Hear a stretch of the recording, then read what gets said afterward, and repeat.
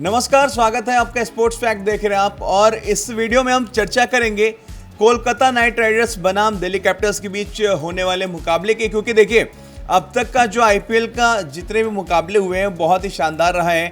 और points table की बात करें तो दिल्ली की टीम जो है वो 7वें नंबर पे है 6 पॉइंट के साथ, और केकेआर की टीम जो है वो 8वें नंबर पे, यानी मुकाबला नंबर 7 बनाम नंबर 8 के बीच होगा। और पॉइंट्स टेबल पे दोनों के ही पॉइंट्स अगर बात करें तो 6-6 पॉइंट। तो सबसे पहले जिस तरीके से केकेआर लगातार लचर प्रदर्शन रहा है, कप्तान श्रेयस अय्यर जरूर परेशान होंगे कि कैसे कमबैक किया जाए। और कमबैक का जो ऑप्शन है वो दिल्ली कैपिटल्स के खिलाफ बन रहा है। लेकिन दिल्ली की बात करें, दिल्ली कैपिटल्स भी लगातार कहीं ना कहीं जीत की तलाश में है। पंजाब के खिलाफ जीत और उसके बाद आरआर के साथ जो कंट्रोवर्सी हुई नो बॉल की, एक बेहतरीन मौका है दिल्ली कैपिटल्स के पास और कोलकाता नाइट राइडर्स के पास भी।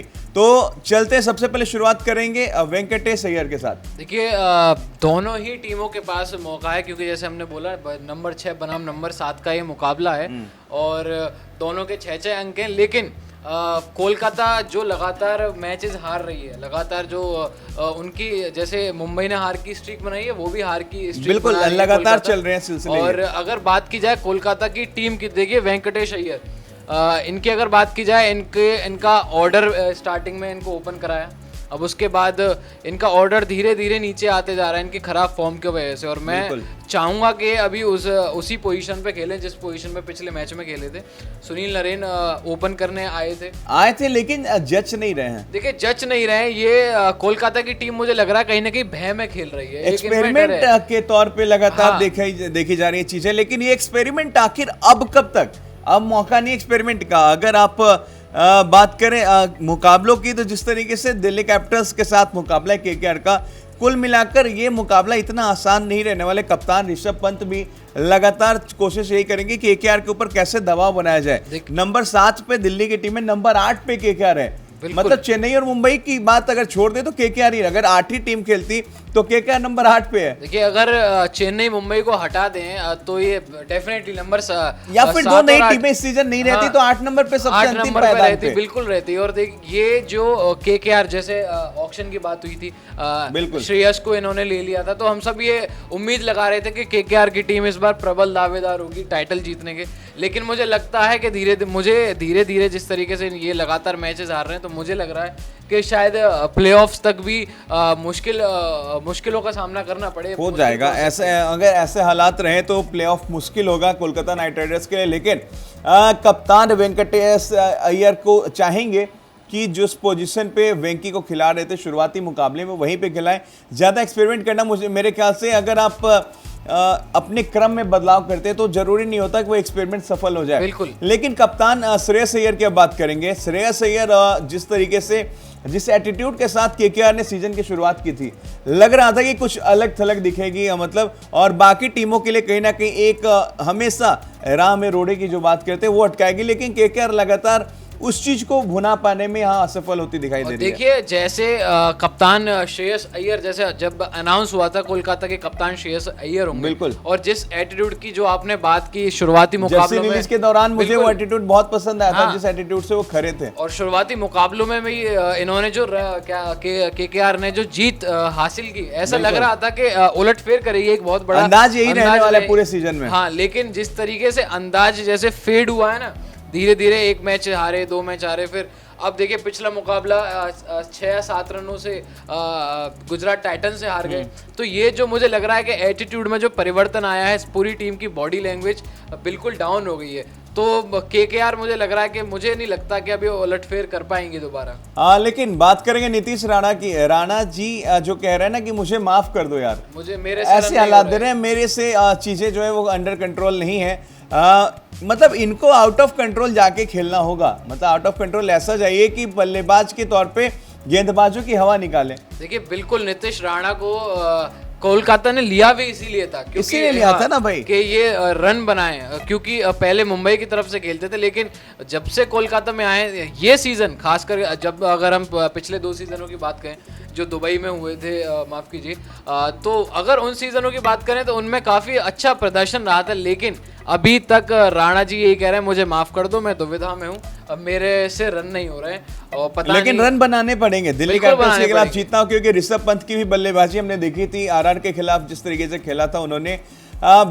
फिर बात करें पृथ्वी शॉ, डेविड वार्नर, सरफराज खान, सारे खिलाड़ी एक्टिव हो चुके हैं। बिल्कुल। तो चलिए अगला नाम चलते हैं सैम बिलिंग्स के साथ हम जाएंगे, विकेट कीपर के तौर पे सैम बिलिंग्स। लेकिन प्रदर्शन मुझे नहीं लगता कि अगर इन सभी खिलाड़ियों की तरफ से कंट्रीब्यूशन मिल जाए तो केकेआर आसानी से जीत जाए, क्योंकि देखिए उनके पास टीम है, ऐसा नहीं है कि यही टीम मतलब एफर्ट नहीं लगा पा रही है, नहीं बस लगा पा रही है टीम, क्योंकि देखिए इतने बड़े बड़े खिलाड़ी हैं, वेंकटेश अय्यर, हमें पता है खड़े खड़े कितने बड़े लंबे लंबे शॉट लगाते हैं ये, श्रेयस अय्यर की काबिलियत पे किसी को शक नहीं है, नीतीश राणा भी काफी अच्छे प्लेयर हैं, लेकिन देखिए कोई एफर्ट नहीं कर रहा है। जो कलेक्टिव एफर्ट की हम बात करते हैं, एक टीम आप तभी जीत सकती है सभी सारे खिलाड़ी का उसमें योगदान हो, सिर्फ एक खिलाड़ी नहीं चल सकता है। लेकिन नितिन यहाँ पे अगला नाम जो आएगा वो मुझे बहुत शानदार लय में पिछले मुकाबले में दिखे थे। हालांकि कहते हैं ना पक्ष में ना जाना मुकाबला, लेकिन रिंकू सिंह की बात करें, देखिए रिंकू सिंह ने शानदार और माहौल बनाया था, बिल्कुल शानदार माहौल बनाया था, और मैं खासकर बहुत ज़्यादा खुश था रिंकू सिंह को लेकर, क्योंकि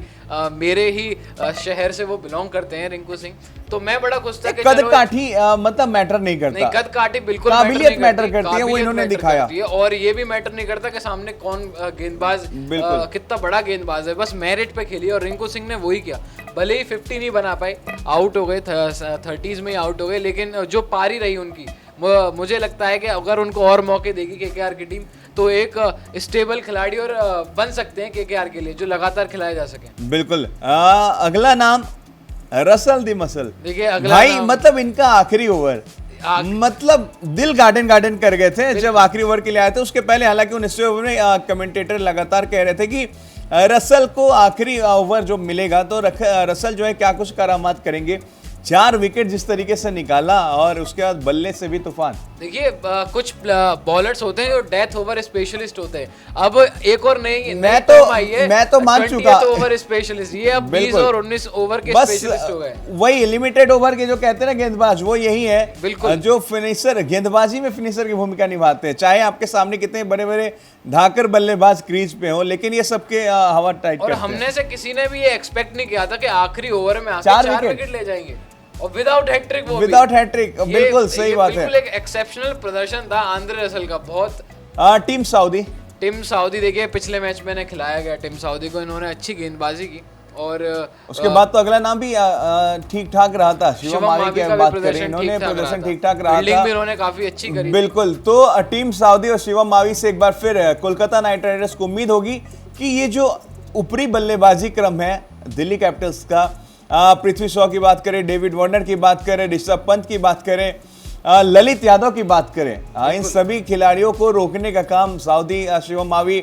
अगला नाम उमेश यादव। देखिए उमेश यादव जिस तरीके से जैसे बोलते हैं ना, कोलकाता की जो शुरुआत हुई थी ना इस टूर्नामेंट की, तो ऐसा लग रहा था कि सब कुछ सही चल रहा है, और उमेश खुद भी रंग में बहुत नजर आ रहे थे। स्टार्टिंग में पर्पल कैप की रेस में थे उमेश यादव, लेकिन जैसे ही कोलकाता ने मैच हारना चालू किया, उमेश यादव के रंग ही शांत पड़ गए, बहुत ज्यादा पा रहे हैं, अब रन दे रहे हैं, रन खर्च रहे हैं। उमेश यादव जो कि कोलकाता चाहेगी as a senior player, Umesh Yadav wicket निकाल के दें, बिल्कुल सही बात है। और उमेश यादव के अंदर काबिलियत है, तभी कुछ मुकाबले जो खेले तो उमेश यादव जिनमें विकेट निकाल कर देने का काम किया था, तभी तो एक उम्मीद बनी थी कि चलो उमेश यादव, हालांकि उम्मीद इनसे नहीं थी, आईपीएल शुरुआत होने के पहले उम्मीद नहीं थी कि उमेश यादव इस तरीके से गेंदबाजी कर सकते हैं। किसी को उम्मीद नहीं थी उमेश यादव, क्योंकि लगातार इंडियन टीम से भी वो अंदर बाहर होते रहते हैं, उनके प्रदर्शन पर सवाल निशान थे, लेकिन जैसे उन्होंने शुरुआती मुकाबलों में गेंदबाजी की थी, मैं बहुत पर्सनली इम्प्रेस था, क्योंकि सदी लाइन लेंथ में गेंदबाजी कर रहे थे, स्विंग हो रही थी गेंद,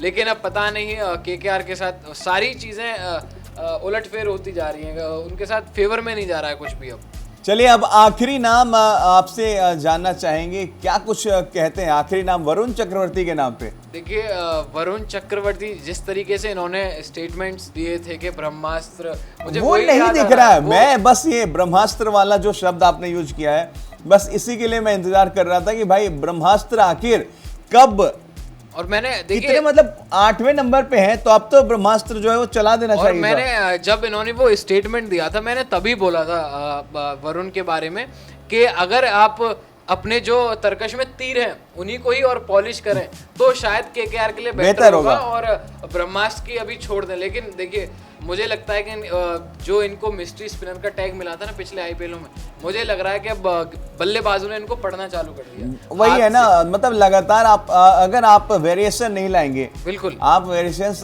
लेकर नहीं आएंगे तो आपके क्योंकि बाकी जो बल्लेबाज आपके सामने आएंगे बल्लेबाजी करने, वो भी आपके ऊपर पढ़ते हैं। उनकी स्टडी होती है कि किस गेंदबाज को किस तरीके से खेलना है, और इस क्रम में कहीं ना कहीं वरुण चक्रवर्ती पीछे होते जा रहे हैं और बल्लेबाज इनके ऊपर हावी होते जा रहे हैं। लेकिन बहरहाल मुकाबला वानखेड़े के मैदान पे पिच रिपोर्ट की बात कर ले तो आपको पता है कि पिच के लिहाज से जो आउटफील्ड है, तेज आउटफील्ड है, यानी तेज गेंदबाजों की गति का इस्तेमाल बल्लेबाज बखूबी कर सकते हैं, और छोटा ग्राउंड है, स्कोर अच्छा खासा बन सकता है। और दूसरी बात यह कि छोटे ग्राउंड में चौके छक्के देखने की जो लगातार उम्मीद होती है फैंस का, वो पूरा हो सकता है। बिल्कुल देखिए ये जो दोनों टीम है इनमें पावर हिटर्स की कमी नहीं है, नहीं और छोटा समा मैदान बांधेंगे, समा बांधेंगे और वानखेड़े छक्कों के लिए जाना जाता है। छोटा मैदान है, तेज आउटफील्ड है।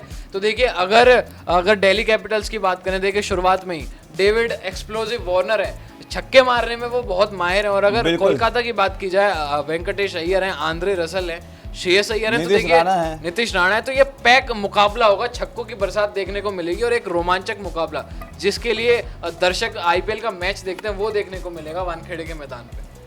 तो जी हाँ बिल्कुल, जिस तरीके से आपके सामने हमने ये 41वां मुकाबला जो दिल्ली बनाम केकेआर होगा, उसके केकेआर के जो प्लेइंग 11 हैं उनके बारे में हमने आपको बताया कि वो क्या खिलाड़ी कौन से होंगे, जिन 11 खिलाड़ियों के कंधे पे जिम्मेदारी होगी कि दिल्ली कैपिटल्स के खिलाफ जो है वो मुकाबला जीते और कम से कम अंक तालिका में कुछ ऊपर की तरफ बढ़ने की कोशिश करें। क्योंकि कप्तान जिस तरीके से श्रेयस अय्यर ने शुरुआत जरूर की केकेआर को लेकर लीड करते हुए, जिस तरीके से वो अब सिलसिला लगातार बरकरार होता हुआ नहीं दिखाई दे रहा। हालांकि सामने जो टीम है दिल्ली कैपिटल्स की टीम जो है उसके सामने भी अच्छा मौका है कि लगातार मुकाबले हारते हुए केकेआर जो आगे बढ़ रही है उसमें एक और हार जोड़कर दिल्ली अपने जो है खिताब की तरफ तो मुश्किल है फिलहाल, बिल्कुल 7वें पायदान पे फिलहाल मुश्किल है। लेकिन प्लेऑफ के लिए अगर तय करना है सफर प्लेऑफ तक का, तो कहीं ना कहीं लगातार हर एक मुकाबला जीतना होगा।